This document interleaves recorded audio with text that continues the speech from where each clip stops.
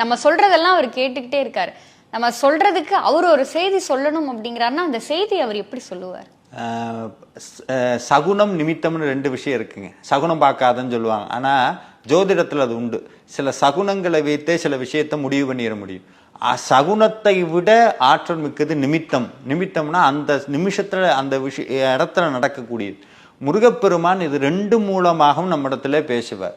சகுனம், முருகனுடைய சகுனம் வேல் மயில் சின்னங்கள், அதை இன்னைக்கு நம்ம நிறைய பார்க்குறோம். நிமித்தம் அப்படிங்கிறது முருகப்பெருமானுடைய வார்த்தைகளாக இருக்கக்கூடியது. திருப்புகளோ ஏதோ ஒரு சுவாமியினுடைய பாடல் ஏதோ ஒன்று ஒலிக்கிறது. மூன்றாவது கனவுல வர்றது. இந்த கனவுல வரக்கூடியது தான், இந்த மூணும் தான் முருகப்பெருமான் நம்ம இடத்துல பேசுவதற்கான சாத்தியக்கூறுகள். அது இல்லாமல் சில ஆத்மா அடியார்களுடைய தகுதியை பொறுத்து சுவாமி நேரடியாகவே வந்து நிறைய பேட்டெல்லாம் பேசியிருக்கிறார். அந்த மாதிரியும் நடக்கக்கூடும். ஆனால் அவங்களுக்குன்னு புரிஞ்சுக்கிறதுக்கு சாமி வழிவிடு.